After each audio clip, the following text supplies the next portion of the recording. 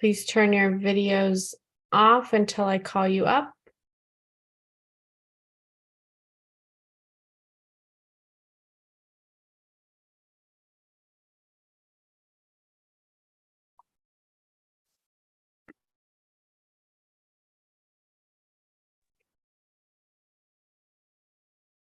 So turn your videos until we're called on screen.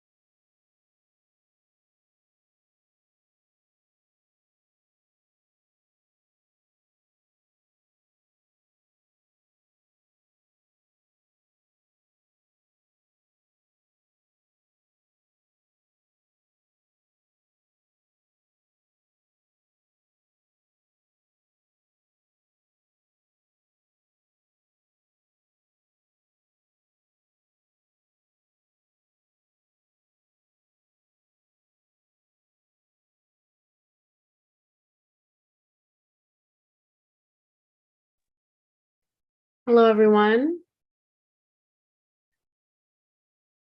Thank you to the folks who've already joined us. We are going to give folks another moment or two to join.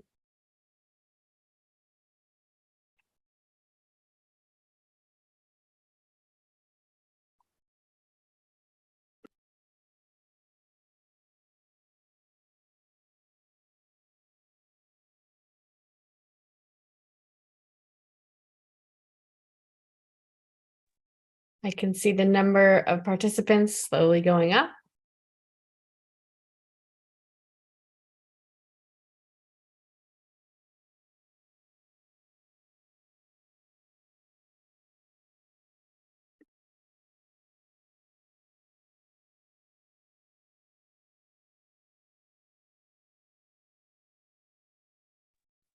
All right, we will get started. Good afternoon and good morning. Thank you so much for joining us today.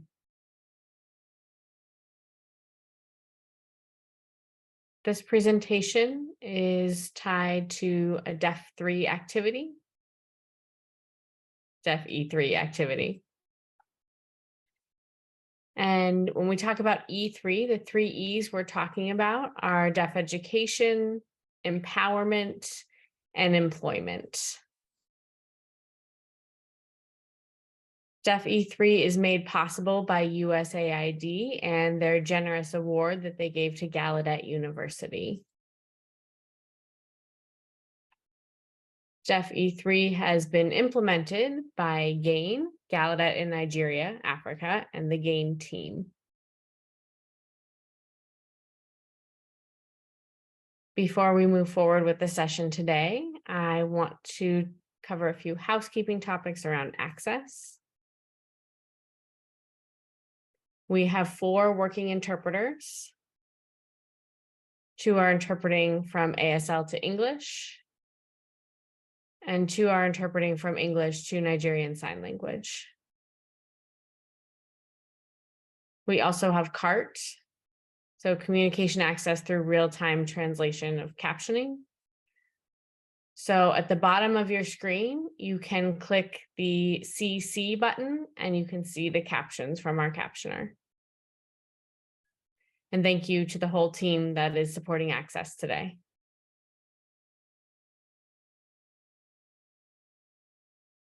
We also have a survey going out at the end of today's session. Please do, when you receive it, fill it out.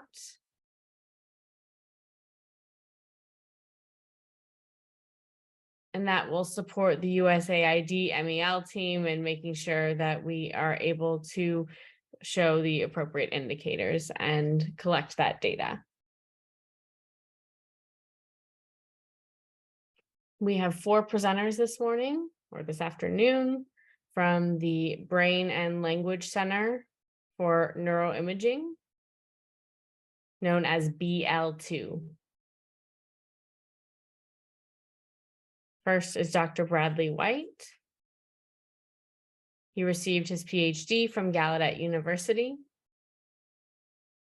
And his research is something that now is focused in BL2. He focuses on human systems for cognitive load and effortful listening.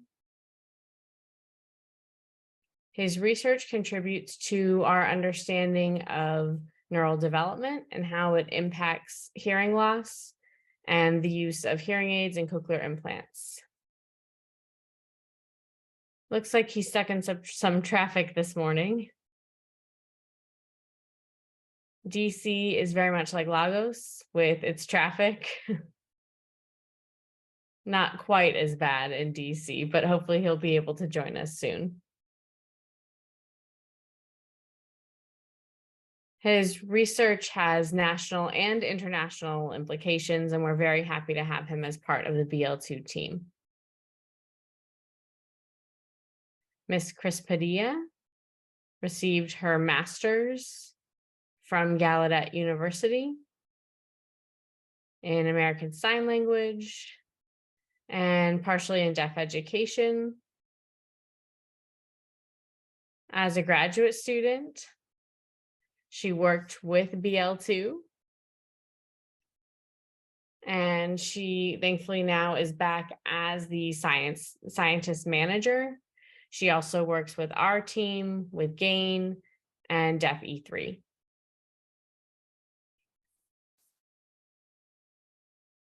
We also have presenter Calissa Bailey, who received her master's from Gallaudet University in clinical psychology and is working on her PhD in clinical psychology now.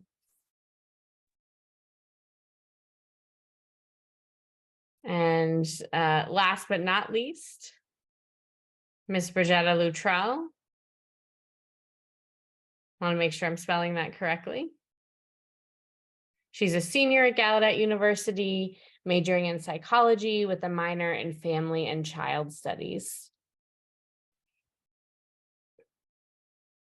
When you come to Gallaudet, and all of you who are here in the presentation today are welcome to come. We're happy to give you a tour.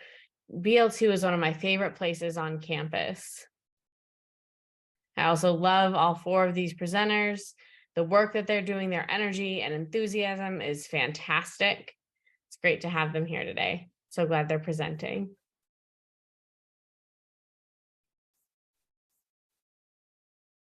Hello, everyone. Can we move to the next slide?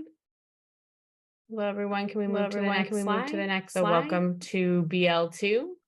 Today we'll be talking about the advantages of early visual language acquisition. Today we'll be talking about the advantages of early visual language acquisition. Next slide. Next slide. Next slide. You can see the four presenters today. You can see Calissa, four presenters today. A K at the shoulder and a B at the hip across. Whose name sign is a K at the shoulder and a B at the hip across. And Brigitta, whose sign name is BG. And Brigitta, whose sign name is BG. Will be presenting that I'm Chris, CRYSS. Will be presenting that I'm CRYSS. And Bradley, who will be here shortly. And Bradley, who will be here shortly. Next slide. Next slide. This is Professor Laura Ann Petito. This is Professor. Her name sign is an L by the forehead. Her name sign is an L by the forehead. She has over 45 years of experience. She has over 45 years in bilingualism and language acquisition, doing research in bilingualism and language acquisition. First people to look at deaf children who are exposed to sign language. She also studied sign language early. She also studied chimpanzee, Chimsky. was a baby chimpanzee, a film project about NIM specifically that there is a film about NIM specifically that you could she was looking at how chimpanzees learn language and the difference between she was looking at how chimpanzees learn language and the different chimpanzees and humans and how young babies or human children learn and looking at language production especially at young and looking at language production especially at Dartmouth University. She worked at Dartmouth University, and then she moved to Montreal and worked at the university there. She moved to Montreal before eventually coming to the university there. Before eventually coming to Gallaudet, where she helped to establish in 2010 focusing on neuroimaging, where she helped to establish the center focusing on neuroimaging, children learn language, using neuroimaging to better understand how children learn language. So in our lab, we focus on neuroimaging. So in our lab, we focus on neuroimaging, including a thermal camera. We use different technologies on reading a thermal camera that focuses on reading emotion. And eye tracking. So we look at the time and patterns of attention. We'll talk more about patterns of attention. We'll talk more about all of the technologies throughout the presentation. That will be mostly Calissa and Bridgetta. Next slide. VL2 is a Center for Visual Language and Visual Learning. VL2 is a Center for Visual Language and Visual Learning. That's what the two VLs stand for. VL2 was created from a grant from the National Science Foundation. VL2 was created from a grant from the National Science Foundation, and it's considered an umbrella center effectively. BL2 is one of the centers within BL2 is one of the centers within. We also have CAN. We also have the cognitive and affective, or CAN, which is the cognitive and affective. We also have NEN lab, which is about numbers and math. We also have NEN, which is about numbers and math. We also have education, neuroscience, and brain. We also have action and brain. Then ML2, the action and brain language. Then ML2, the motion light lab. And all of these labs have different specialties, and all of these labs types of focus, specialties or different types of focus, either math or with the VR goggles, and looking at how sign language can be understood in VR goggles, and looking at how sign language can be has developed the motion light lab has developed signing avatars. They've also developed focuses on brain mapping, so studying the brain, focuses on the brain, studying the brain and understanding how different parts of the brain work and impact language.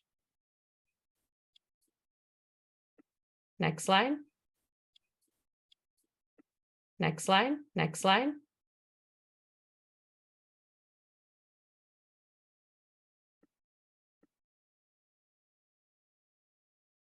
So what was your initial reaction when you found out that your child was deaf or hard of hearing? That's one of the studies that we've looked at. Asking what emotions did you experience at that time? What questions did you have? What questions do you have now?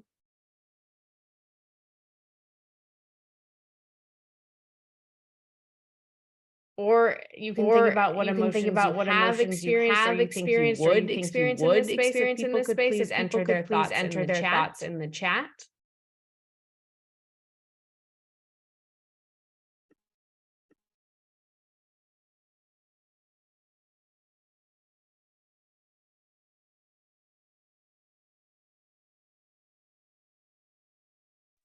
Okay. So when we talk about children, there are a lot of options. Sign language, speech, hearing aids, cochlear implants. It may be hard to figure out what steps to take for your child. When, where. There are a lot of different options that people will offer you. In our lab, we've done research and made discoveries around how these technologies work, and that's what we'll be sharing with you today.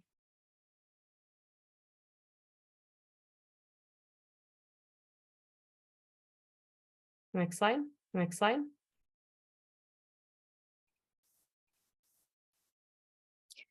So one of the larger questions that we have is speech special. Next slide. Next slide.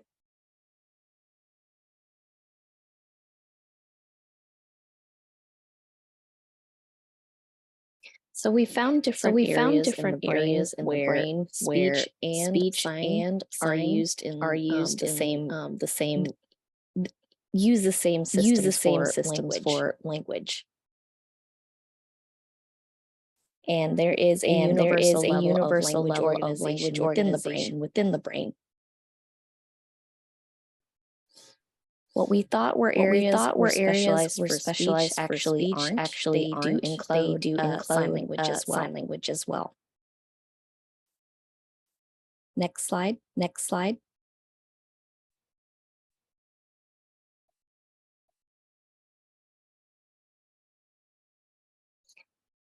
Language does not equal speech.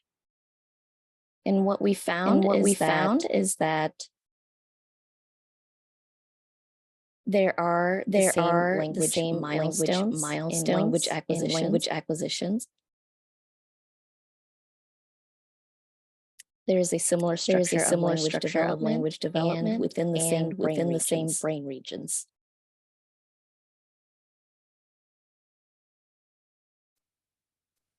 Next slide. Next slide. So it turns out that speech actually isn't special.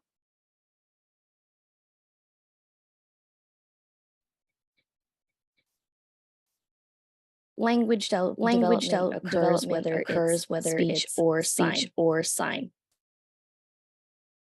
So neither one is unique or special.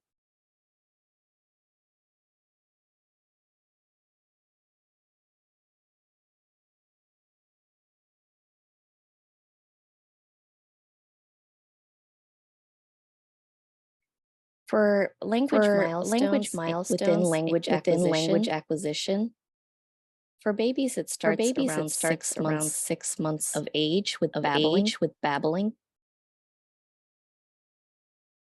And at 12 months of age, usually the first words are uttered. And by 18 months, that's when the two-word phrase stage begins. And that is the general sequence, the milestones.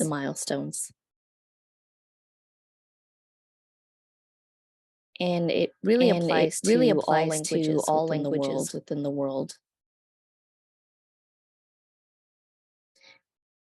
No matter the socioeconomic status, class, what have you. When babies are born, they will follow the typical development process. Next slide, please.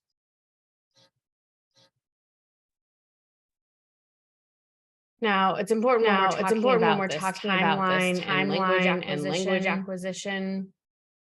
What you see in the first image here on the left, what's important is that children are exposed to language with rhythmic temporal language patterns. So what it is that children see signed or spoken language patterns. And when they see language used the same way over and over again, will begin to learn language. They don't actually understand language from day one, but they're able to see those patterns. And that being in a rich environment allows them to learn language more quickly without exposure to a language, without access to a language, they'll have language delay. But if they're in a rich language environment, when others are having around them in a language that they can access, they will do well with that early exposure, and that will support ultimately their reading abilities and academic success. It's all about having that initial language access as early as possible. So what language access looks like when children are infants impacts their abilities the rest of their lives.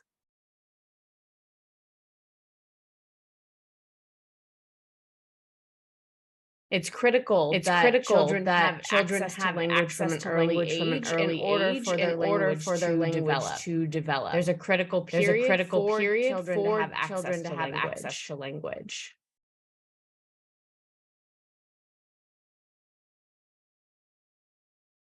Next slide. Next slide.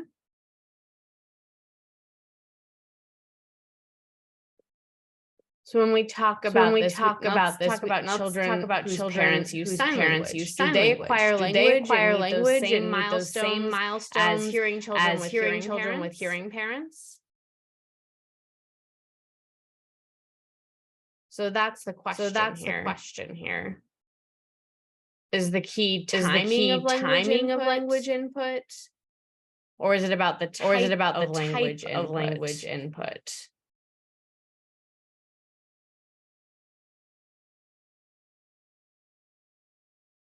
We had research done in the 1950s that showed that language is needed early on in life in order to be successful.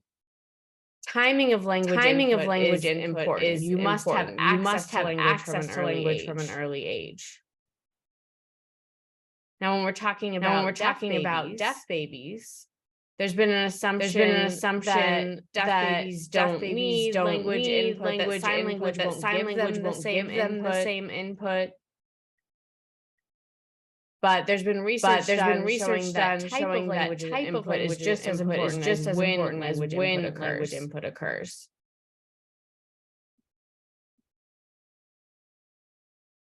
Next slide. Next slide. Take a moment to look at the slide.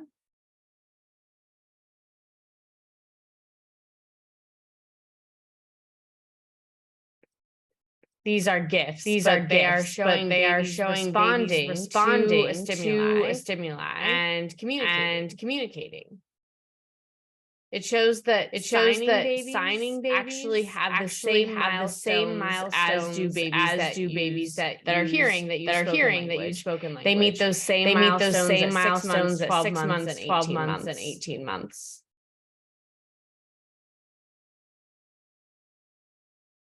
Next slide. Next slide. We see the same is true as well for babies that are bilingual. In this case, babies that are learning English and American Sign Language, for example. They hit these milestones at the same age as children who are only accessing one language, for example, only spoken English.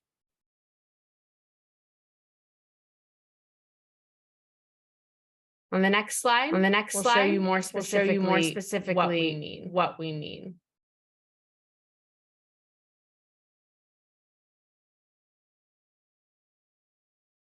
So at 6 months old, we see that sign exposed babies babble in sign language. They won't necessarily look like they're using full signs, but their hands are moving in a rhythmic way that shows that they are beginning to develop language. By 12 months old, hearing babies will speak their first word, deaf babies will use their first signs. Oftentimes that sign is mama or other similar signs, sign for milk or more. Those are the types of signs we generally see from young deaf babies. It's often the signs that they've seen very often that they're able to repeat quickly, and it's that repeated exposure that allows them to produce that sign back by about 12 months old.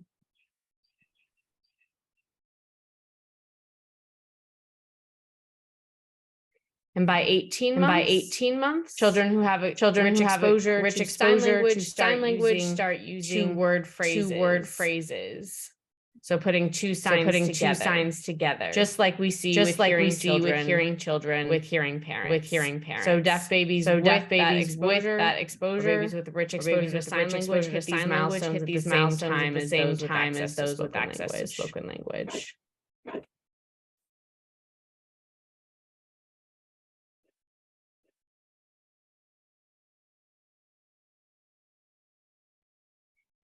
So one thing that I want to emphasize about deaf and hard of hearing children, adults, is the uniqueness of their circumstances. What kind of deafness was it? When did that deafness occur?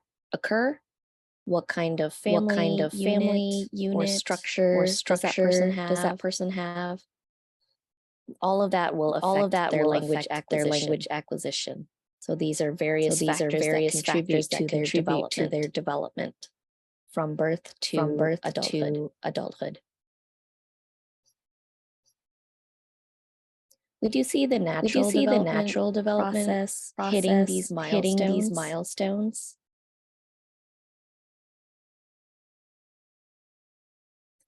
But kids of hearing parents typically have different milestones that they hit. So there are common milestones, but language exposure is different. Next slide.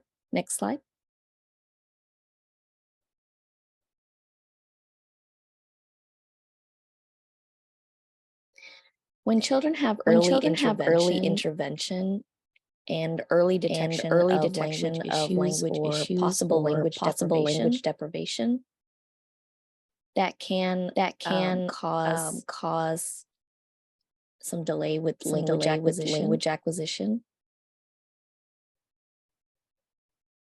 And it can affect their ability to become fluent in ASL. And that can lead to a difference in literacy levels as they grow up.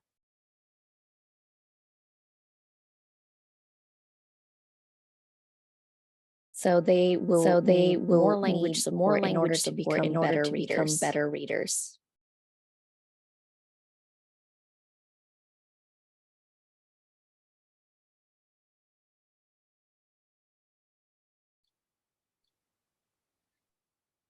Underlying this development is the concept of visual sign phonology, VSP.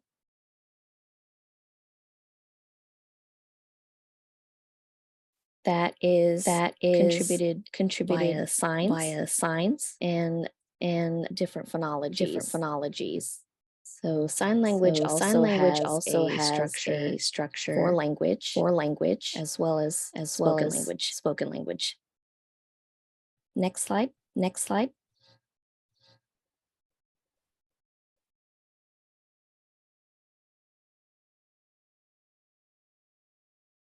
Hearing children use phonology in order to successfully learn how to read. However, deaf children also need to use phonology, but it's visual sign or VSP in order to be able to become bilingual. And in order to benefit their literacy skills.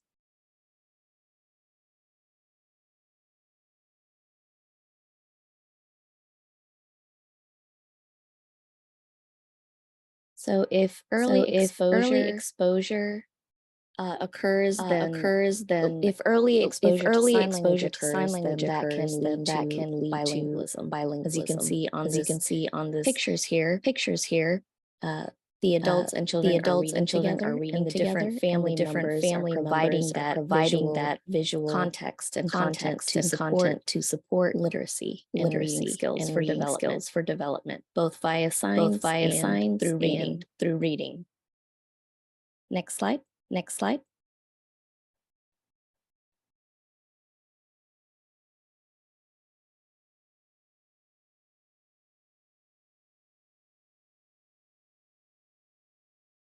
Again, early intervention does have a serious impact on language development from the beginning, as soon as the child is born. When the child is exposed to sign language through a visual learning method,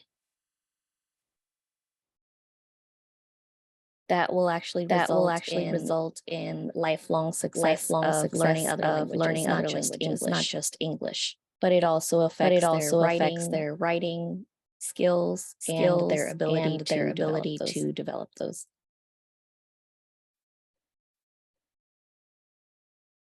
VSP is very powerful.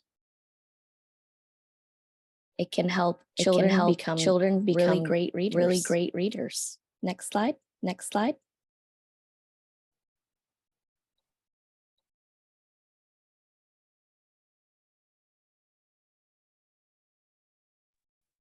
So another question that we've looked at in terms of research does learning a sign language impact or slow down learning how to speak?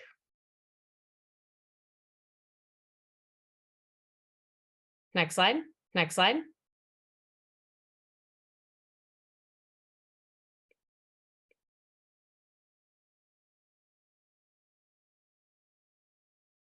So we've looked at common errors in language acquisition, and sometimes parents have been concerned that children aren't producing language perfectly, and they've been concerned that learning one language has slowed down learning another.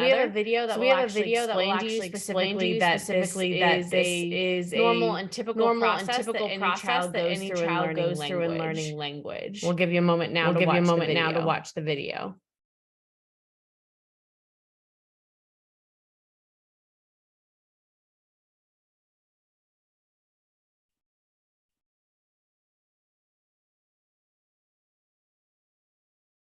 Can we go ahead and play the video?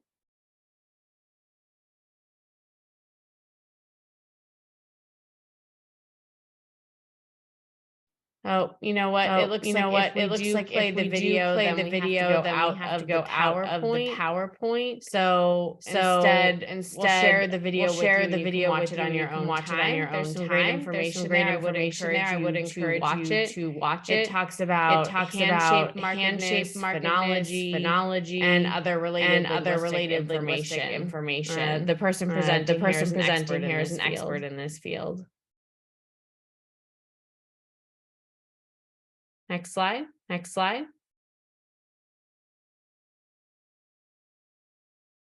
So there's been a question of whether or not learning sign language would delay a person learning to speak.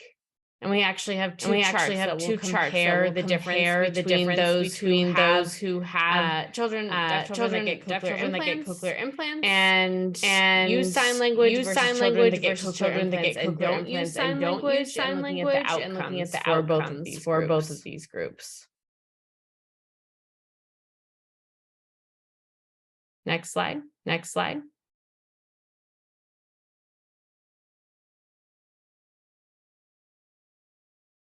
So again, we've done research to see if learning sign language delays speech. The red line is the line for children whose parents use sign language. Blue is for parents that don't use sign language. All of the children have cochlear implants. So first is speech intelligibility, which means how well someone can be understood when they speak. What you can see is that the children who had access to sign language with cochlear implants speak more clearly than the children who just learned to speak and didn't learn sign language.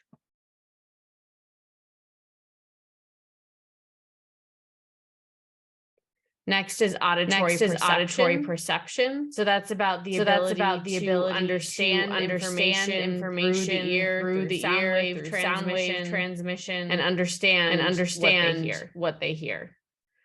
Again, we see children who were able to use sign language with their parents performed better than the children whose parents significantly better, and that only improved over time. Next is sentence imitation. So that's about the ability to have students read and understand the structure of a sentence, and then imitate it and create their own sentence or unique response back. And again, the children with parents who signed did better than the children with parents who didn't sign. You can see the clear difference here. Which means, next slide. Early exposure to sign language, even with the cochlear implant, leads to better listening and better spoken language than not learning sign language. Having a cochlear implant is fine, but learning sign language along with the cochlear implant will support a deaf child's learning and achievement and avoid any delays that may occur.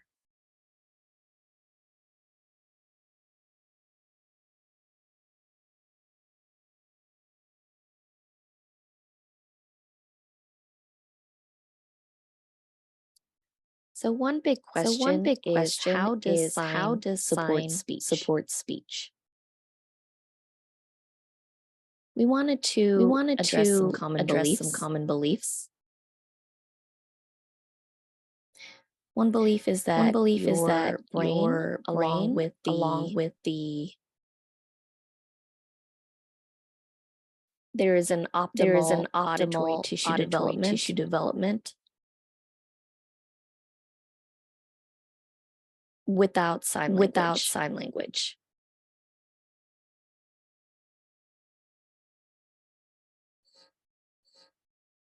Meaning that the area designed for speech would develop better without sign language.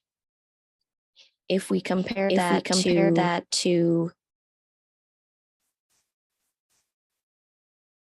auditory plus sign at the same time, then that would interfere with development of English. And these are common beliefs. But is that actually true? Next slide.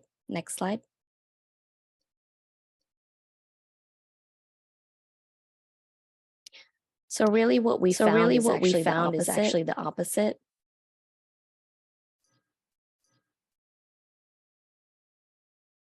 If there is no sign language, but there is auditory input, then that actually can result in atypical brain organization. But if you have auditory along with sign language, then that actually encourages normal brain organization and development.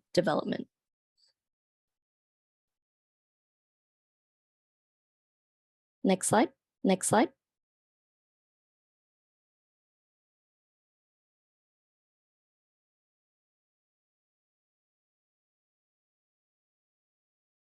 So early sign exposure appears to preserve brain language tissue. With both visual and auditory for the brain.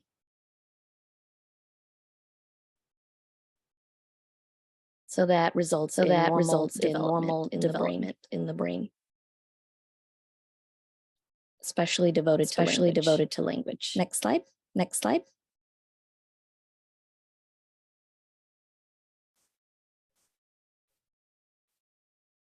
So here are some key takeaways that I would like you to come away with.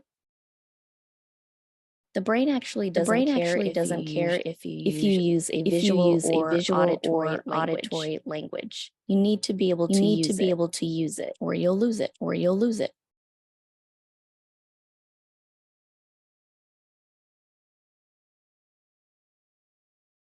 Impairments from visual language can actually cause the deaf child's region of the brain decline in regards to language development. Cognitive, educational, and social development are negatively affected without early language exposure.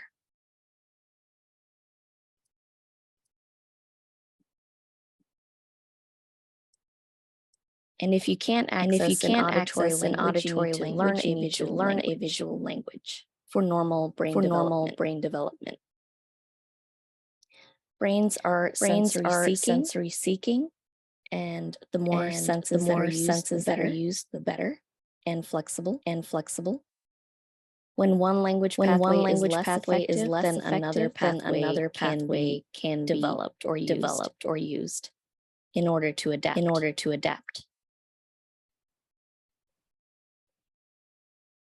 And the last takeaway is pretty big. Bilingualism and sign language is actually good for the brain. So we just want to emphasize that last one. Next slide.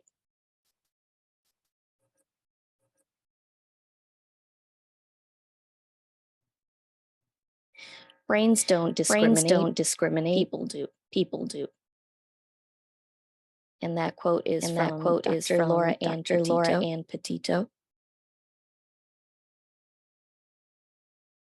which is one of my favorite quotes. Next slide.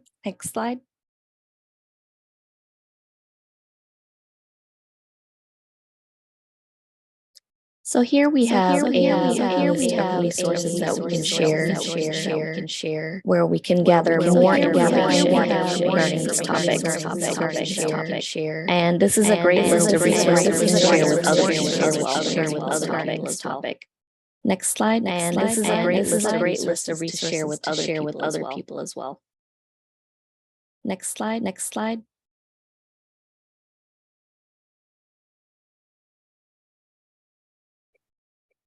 So to share more about BL2, Gallaudet, and Brain Language Center. Again, we study bilingualism, reading, learning here of the Gallaudet campus. We test hypotheses around auditory tissue development of multiple populations, including populations who use cochlear implants. We do this with people from around the country. We collect reliable data and we focus on future leadership in science training and building science for the deaf community. We contribute back to the deaf community by doing research about deaf children to make sure that deaf children have the same access to research that hearing children do. We have been behind, but we are working to catch up and even go beyond that and make sure that we close the gap on deaf and even go beyond that and make sure that we close the gap in research on deaf children. Next slide.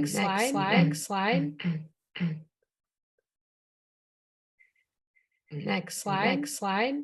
We have a number of current projects. Most of them focus on children, some on adults as well. We have a number of projects. We have a study currently comparing deaf and hard of hearing children and specifically looking at their language acquisition and differences. We're using different tests to see how they respond to certain stimuli, how quickly they respond. We also are around literacy with adults, doing literacy and gesture studies. We also are doing work. We have a study happening on anxiety in adults in terms of gesture performance.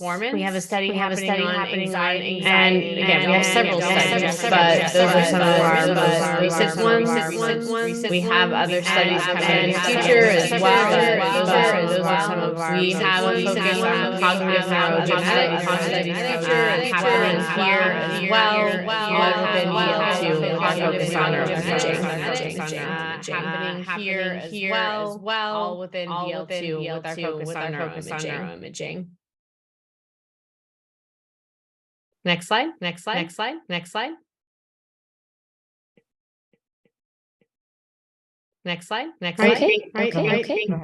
Thank you both for that. It was interesting to learn about sign language. So before ASL, and to be honest, ASL wasn't recognized for a very long time. Before ASL was recognized, oralism was used about 200 years. And later in the Milan conference, it was decided that oralism would be a better approach rather than using sign language. spread all over the area. Sign language was banned.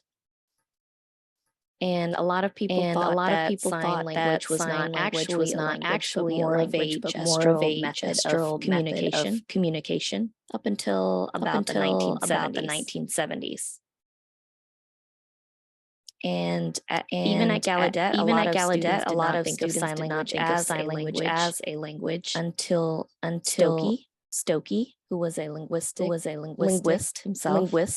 He analyzed ASL and did note that there was grammar, language, structure, phonology, and started to document that and did actually say that sign language was a language, and a lot of deaf people didn't believe him and insisted that using oral languages was better without sign, even though that resulted in a language delay. When deaf people were together, they were signing together rather than using oral languages, and that was around that time in the 70s when people started to recognize more structure and phonology and grammar. And that's kind of when people started to study when was the best time to learn languages. And the best time was as an infant.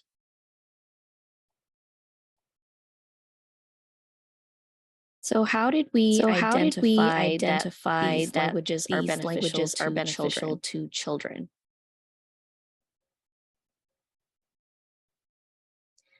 This was kind of shown on a previous slide where you could see like the deaf child babbling in sign language around 6 months of age. So how do we identify babbling versus actual language? In speech, it's something like da da mama. But within babies who sign, you can see different marked hand shapes that are used, and also the speed at which those signs are used. So for example, spoken speech uses intonation and tempo in order to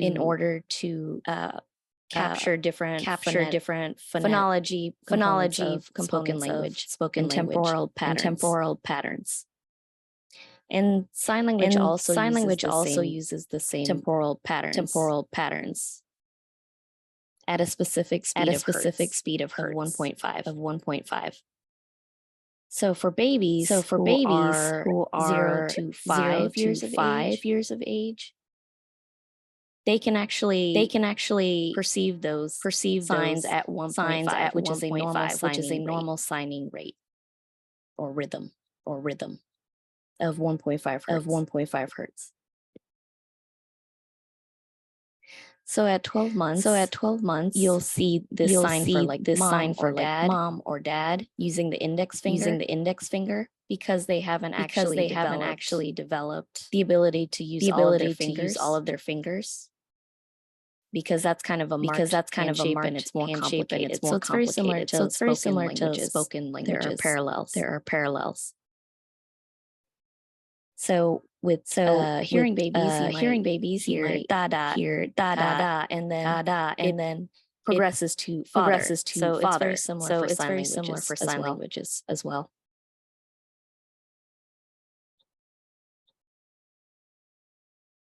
For visual sign phonology, VSP, how do we identify that? Before a person can read, they must be able to hear. So how does that apply to children and their ability to understand how to read without hearing the words? With VSP, there are three different factors. So you have characters like the bear, and using pictures. And you might reinforce that by spelling the word bear, B-E-A-R. So you might point to the picture, use the sign, and spell out the word. So it's very similar to spoken language. You might use the picture, you might speak the word, and then you might sound out the word. So it's parallel to sign language and deaf children who sign.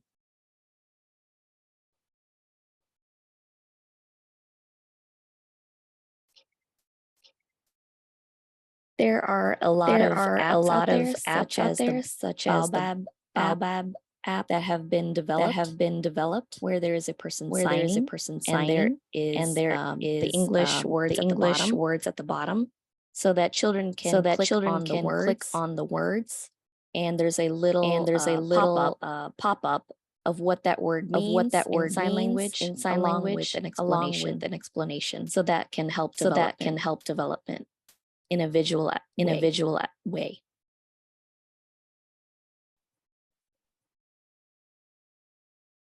What's interesting about the brain itself is when we started to understand the brain,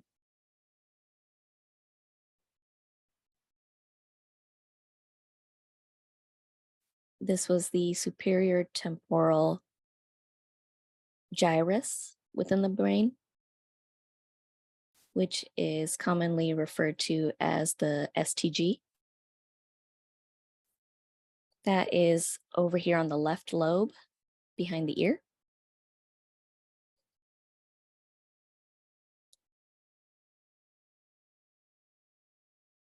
So that development starts as a sponge. So when you think of like a sponge, something is very new.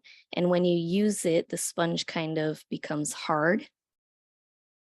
So it's kind of similar to like babies. You know, babies are very ready to learn and access information, whether it's through sign language or visual information, or, you know, other spoken languages. They can kind of absorb everything like a sponge.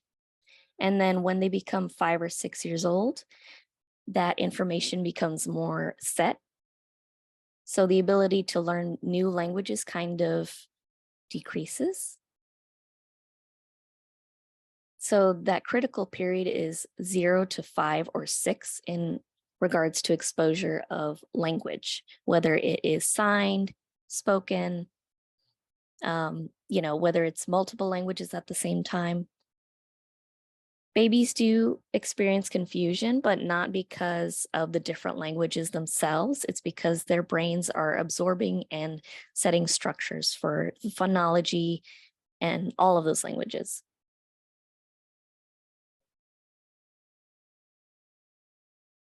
So that critical exposure for children at 2 and 3 sometimes occurs rapidly, and for some children, it occurs a little bit slower. So we know that a lot of parents are very scared with deaf children if they don't know how to sign, because they may think it's too late to learn how to sign, but you can go ahead and learn how to sign very basic words and phrases. And the children's brains will still be able to absorb that information and add it to their inventory. For example, other visual inputs such as TV shows, story app books, you know, signing together with the family using basic words and our BL2 storybook apps, using signs like more or orange, grapes, you know, in order to communicate basic needs, can facilitate that learning just fine.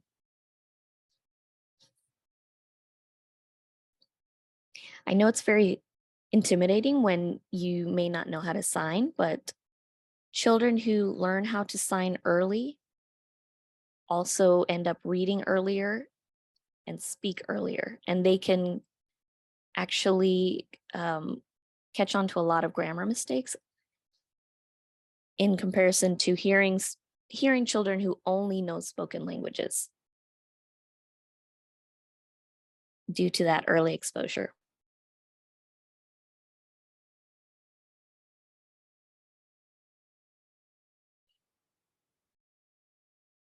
So there's a lot of biology and a lot of different factors involved with development.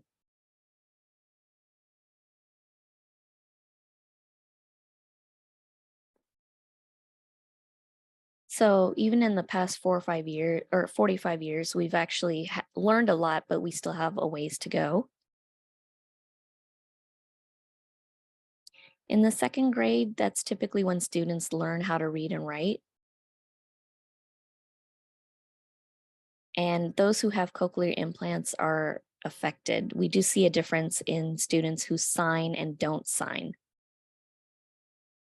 and how much that affects their ability to read is being studied currently.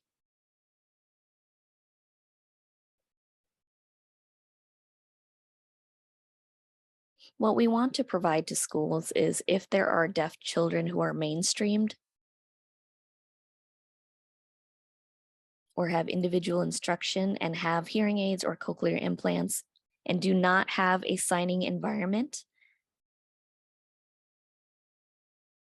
how much fatigue is involved and how much support needs to be provided. The reason why is because around 96% of deaf children are actually born to hearing families. So it's a very large percentage. So how can we understand how to better support them through policies? How do we support the school educators? And how do we improve that environment for each child? Some children are very skilled at listening and hearing, and they can, sign a little bit less. Some need more support in sign, and some need more support in auditory input. So it's interesting how to best support all of those children.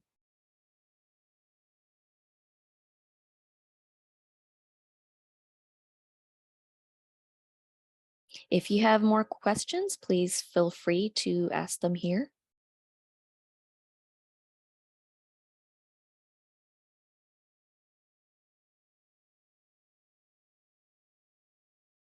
Hi there. Thank you. While we're waiting to see if there are any additional questions, I'm wondering if Matt could help us as well with getting that video shown of Adam. Okay. Great. Does anyone have any questions? Feel free to put the question in the chat if you do.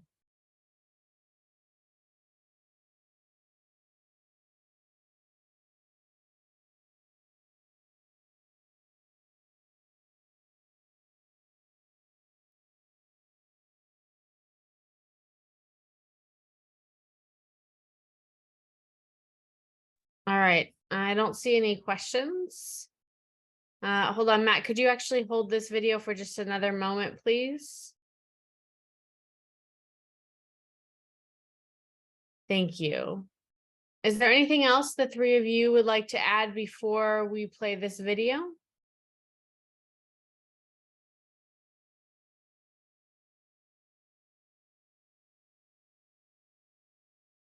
Okay, it looks like there is a question now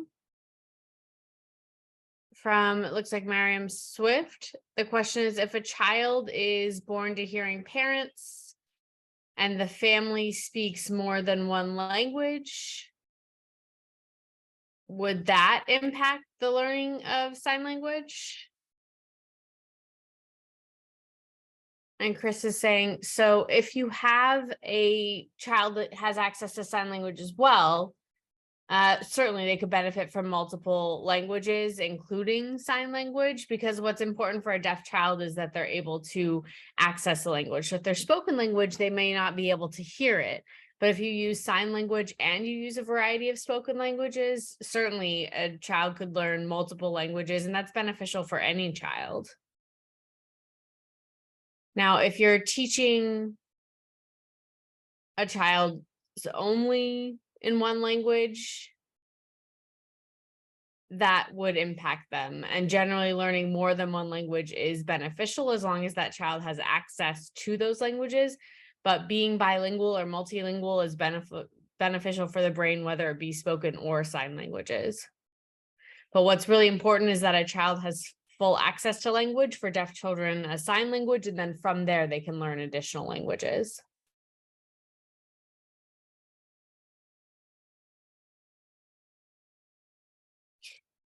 And one thing that we do see is if there is a family who uses a signed or spoken language, their primary language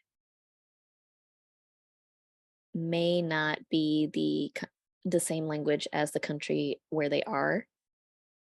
So that can be a barrier to learning sign language.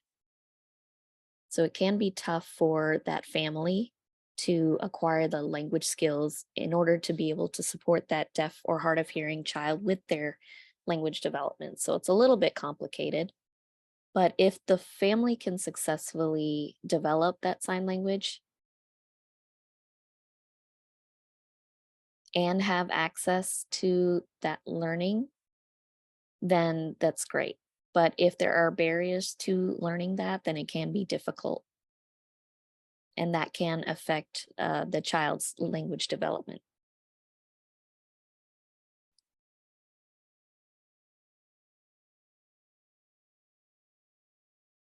Clarissa, I wanted to clarify, you've been mentioning a primary language. Do you mean the home language, the community language, right? So you mentioned a country's language. I'm not sure that I caught what you meant in terms of barriers. I just want to make sure I'm understanding correctly. So, for example, the US uses English as a primary language. So that means most of the resources are developed in English or for English speakers. So there are a lot more Spanish speakers, and that population is growing. And now there are more resources in Spanish, but it's actually not enough or the same amount as compared to English. And with other languages, it's actually a smaller population in the US. So that means there are less resources to access, an equivalent amount of information in their language. So, for example, it may not be a common language in the US. For example, Urdu. The number of Urdu speakers in the US is actually much smaller than compared to Spanish speakers. So that's the concept. As to the barriers themselves, it can actually influence and affect their ability to acquire sign language and support the child. Thank you. I appreciate that clarification. I see there are other questions here. Let's see, the next question is, should there be different approaches for someone who is born deaf as opposed to someone who is born hearing and becomes deaf later in life? Richard has asked, should these two groups be separated or disaggregated in some way in terms of the way that they learn? And Chris is saying that's a great question. Thank you. So it really depends on the age, yes, that you mentioned, where a person becomes deaf. If they become deaf before age 5, then yes, their experience will likely be very similar to that of those who are born deaf because their language acquisition would follow the same trajectory. Now, for people who become deaf at, say, 12 or 15 or later in life, they already have a language foundation in a spoken language or spoken languages of their home, and it would make sense for them to have support learning sign language as a second language, maybe through tutoring or through interacting with signing peers. But yes, age of onset when someone becomes deaf does make a difference. If a person is deaf from birth or from a very young age and has no access to language, their learning needs would be different than someone who becomes deaf later. But I would say even for, say, a deaf child that's 5 years old and they become deaf at 5, but they were able to hear it until then, their language process and their support should happen similarly to those who are born deaf.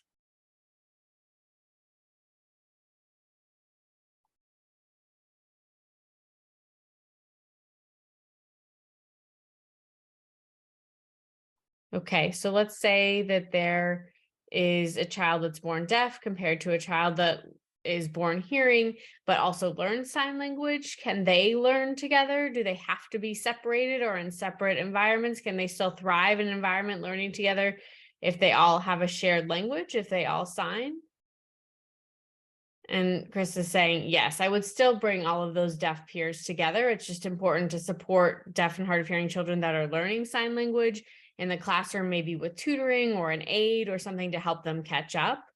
But yes, with their classmates, oftentimes that's where we see deaf children who become deaf later learn to sign much more quickly. It's from their peers in a natural language learning environment. And that would be true for any other spoken languages or as well. If I moved to another country, or if a hearing person moved to another country and was in school using another language, that would make sense. Yes.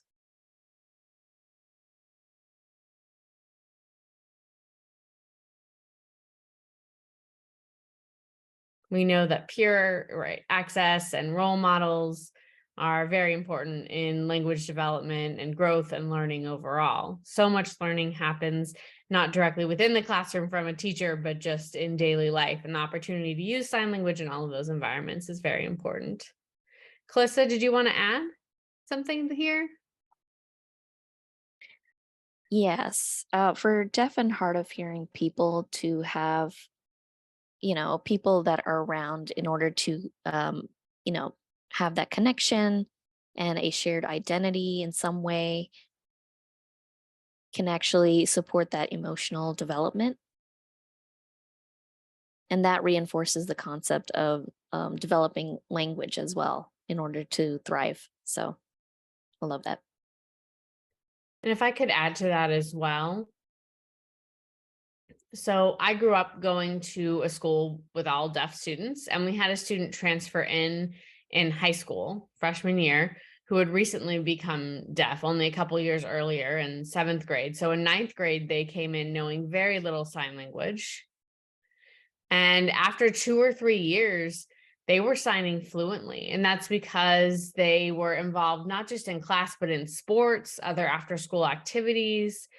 And so this student would often be in class with all of us. And then the last 15 minutes or so of class, the teacher would work with the student one-on-one to make sure that he was understanding everything. And we as his classmates would sometimes help fill in the gaps as well as he was learning ASL. But after a couple of years, he was really fluent and he learned very quickly because of interacting with us all day, not just in class, but other times. And again, we provided him support. The teacher provided him support in a number of different ways.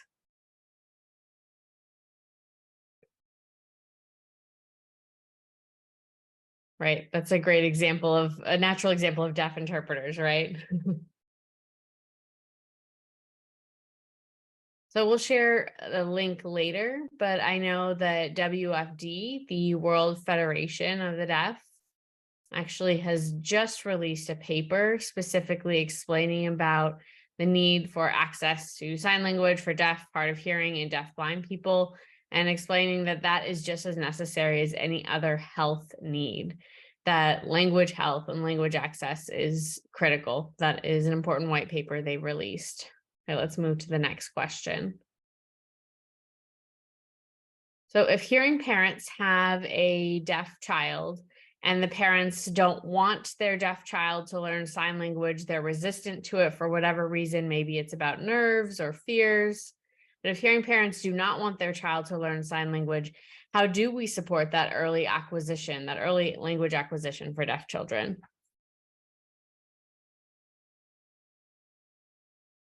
And Chris is saying, oh, that is a very common challenge, certainly here in the US.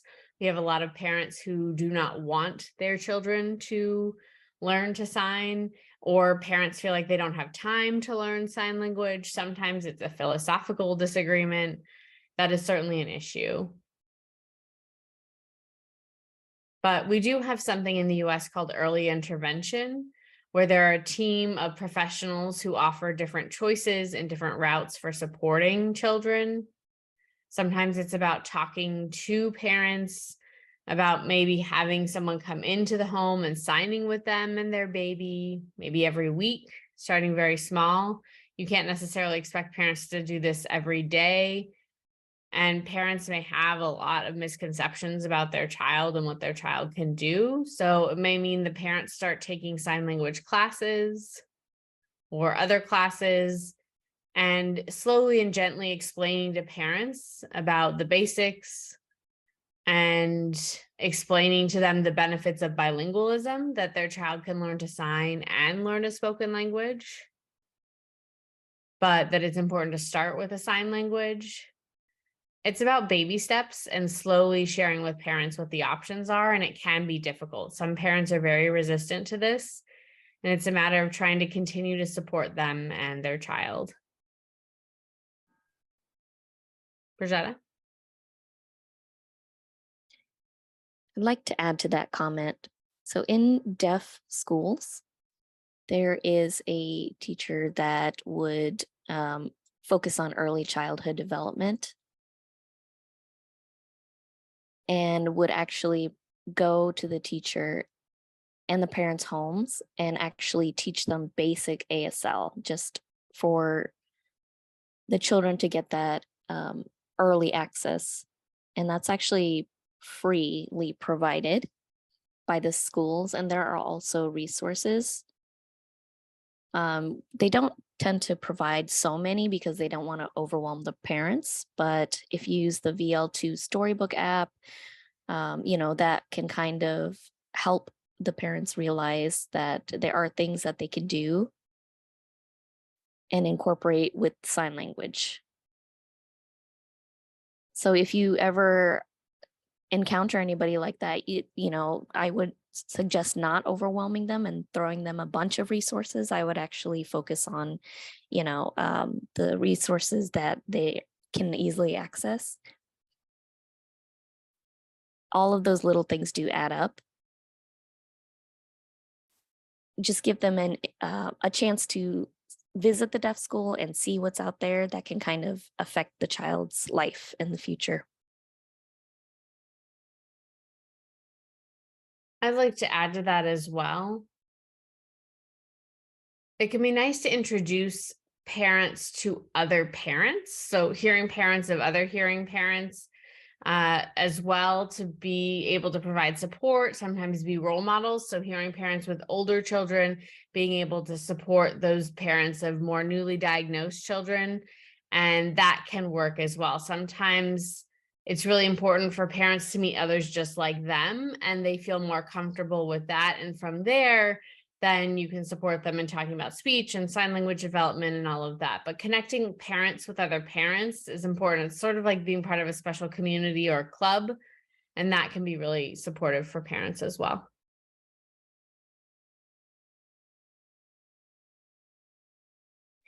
So I'm excited we actually do have a few more questions. I did see Calissa raise her hand. Did you have anything you wanted to add just now?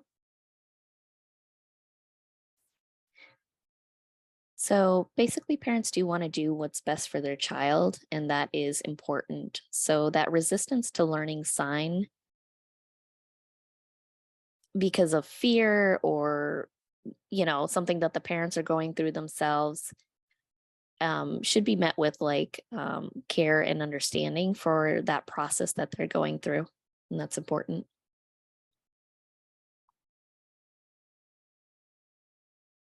And to add to that, the parents may not always have all of the information. So one thing that we do notice in our work with Nigeria,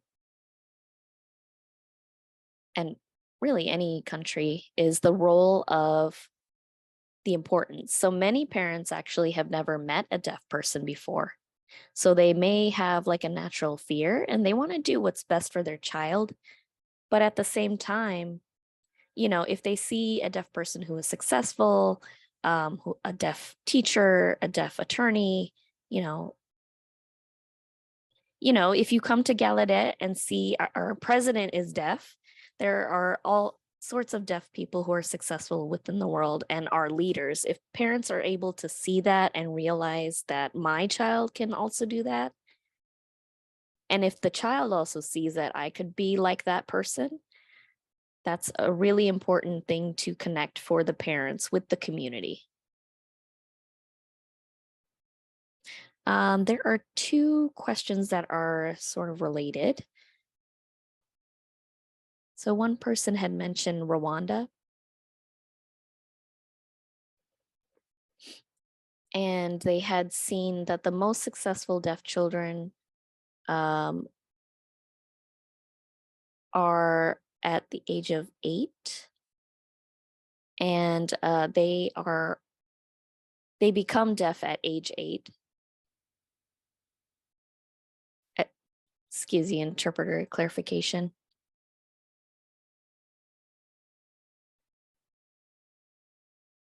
So within Rwanda, they see that deaf children who are the most successful are those who become deaf at 8. So I'm guessing why that is because of the language acquisition that they go through. And it's not the deafness themselves that causes their ability to read and write or to be able to express themselves. It's the language acquisition foundation that they have. So I'm wondering if you have any comments in regards to that, and also if there are no members of the signing community available, is it appropriate to provide ASL resources?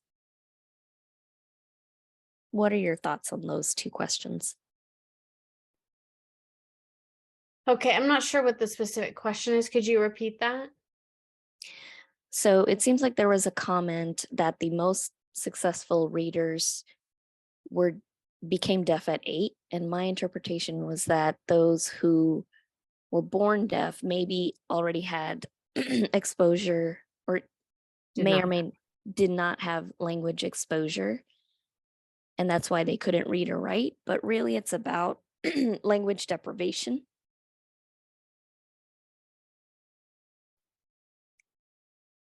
So if you have access to spoken language, that may be why a person is a strong reader, but really it's more about the exposure to any language, whether that is spoken or signed as a foundation. So that can result in a child becoming a strong reader. And if there are no signers within the community, is it okay to provide ASL? And resources that way, right? Okay. So if you're talking about a child that doesn't have access to sign language, you do want to provide them with support and with role models, certainly, to make sure they have the opportunity to learn to sign. And sometimes it's hearing people who know sign language who can provide that support as well. So important to support that language development. Now, in terms of talking about, say, someone at 8 years old becoming deaf, realize that that child, it's not really about that hearing loss, it's about their language access. And so a person who is deaf, if they do learn to sign, can be successful regardless of when they become deaf. I've been deaf since birth and I have a master's. There are other deaf people who have their PhDs who are very successful, who were also born deaf. So it's not so much about the age that someone becomes deaf. It's more about having a strong foundation. And if you're talking about Rwanda, for example, and not having enough resources, yes, resources can be provided to schools. You can offer ASL classes, and children can be successful regardless of the age that they become deaf. Calissa?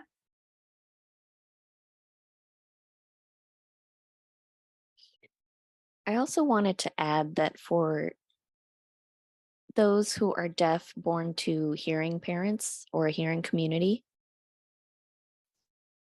there's often an expectation that the child's success will be low in comparison to hearing children born to the same situation. And that expectation can last for that child's life. So we have to kind of think about, what does success mean?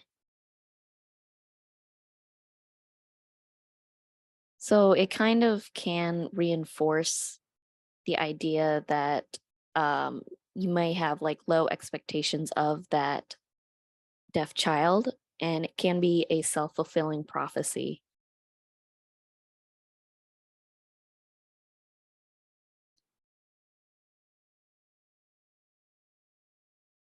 And you may not be able to compare them with the same standards that other children have. So it's important to provide support. And if you have high expectations, then the child can be successful.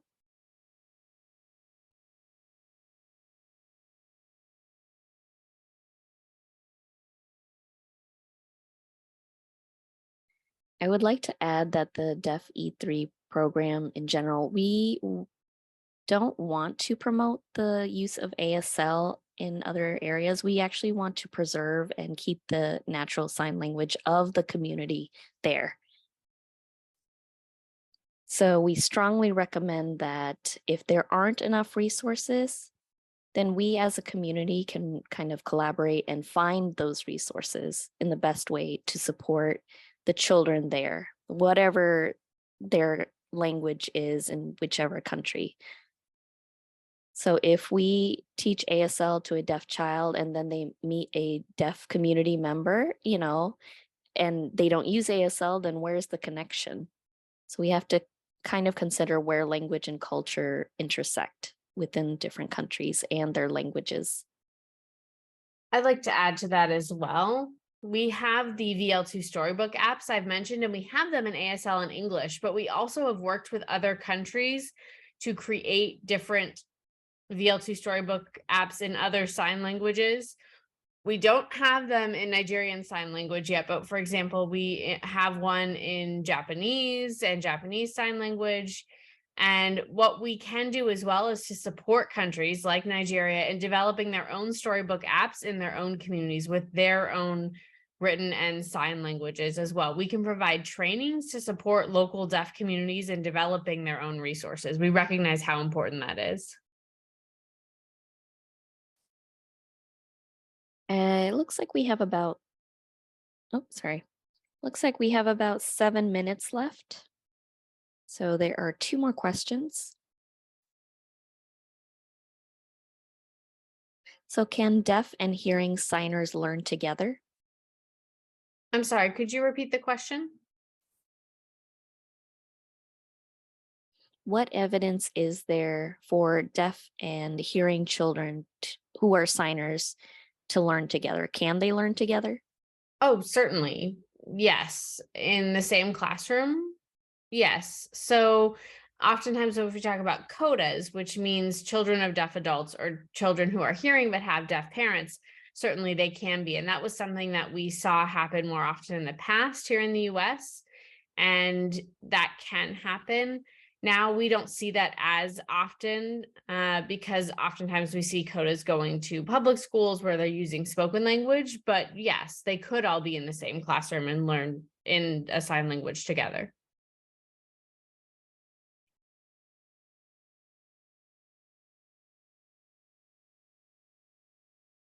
So if I remember right, there was some recent research that had shown that deaf signers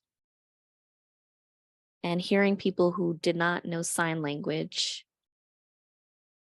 that their reading skills were impacted. I believe the hearing readers actually showed that they were able to pick up sign language faster. So I think you had like a poster in the BL2 lab. About cochlear implants, you mean? Maybe Calissa can share about that. I think it was Dr. White who had mentioned that hearing children who did not have sign language exposure, they were shown signs and were able to learn how to read faster. Is that right? Calissa, do you want to talk about Dr. White's research and the poster? Do you want me to show the poster or? No, just share about Dr. White's research. Sure. Okay. Hold on just a moment. So, which poster? Uh, I can share that later, actually. I know that was kind of a bit of a surprise, but if there's any evidence with hearing and deaf students that they can learn together using sign language, that was kind of the point. So we can share that information later. Sorry to surprise you with that question. That wasn't fair of us. No, it's okay. It looks like there were a few comments going on, so I wanted to catch that. Chris is saying I can share one specific example. So we had a study with something called Rave, where we were using avatars, so signing avatars, signing nursery rhymes and signing nursery rhymes in ASL. And what we saw was that hearing children, I think they were roughly 8 or 9 months old, who'd never seen sign language before. When they were placed in front of a screen, seeing these nursery rhymes in American Sign Language, the babies started to try and copy what was being signed immediately. They recognized the language that was happening, and the parents were shocked. These babies had never seen sign language or used sign language before, but their brains already reacted to seeing a nursery rhyme in ASL with that specific pattern you'd expect from a nursery rhyme. But that's, again, recognizing that sign language is, and sign languages are true languages, just like spoken languages are. And you can see how you can learn multiple languages as a young baby and still be able to be successful.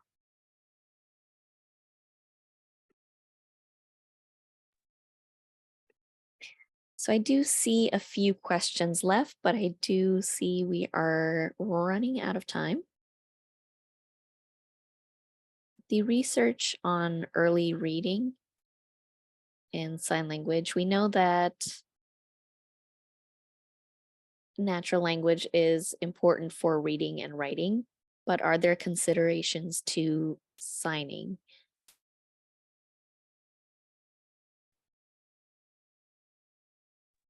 So go ahead. Oh, there are, and we are able to share those resources with everybody who is here after the webinar. I know we're out of time at this point. We do have a lot of resources around sign language and literacy skills. Chris? Oh, I just was putting in this website here, www.petito.net, where you can see all of our publications, research briefs, Mythbusters as well, that explain about different studies that we've done and the research and information we found. So please feel free to look at our website, the publications. We have a number of articles there, references as well, and summaries of all of our findings. If you have any additional questions, please feel free to email us as well. You can call us. We are happy to meet with you individually or give another presentation on a variety of topics.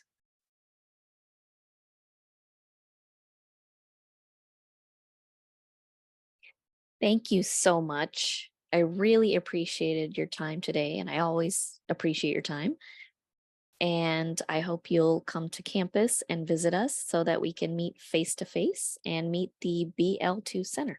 Thank you so much for having us. Great. Thank you to all of the interpreters, CART providers, Matt who's supported us with the tech today. Thank you so much. Thank you to the Deaf-E3 team. And I just uploaded a survey, so please make sure that you fill out that survey and click the link.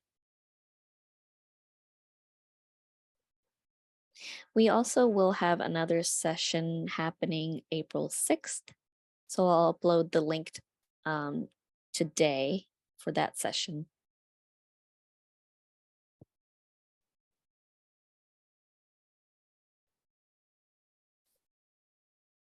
Oh, yep. Thank you for having us here. We appreciate it. Thank you.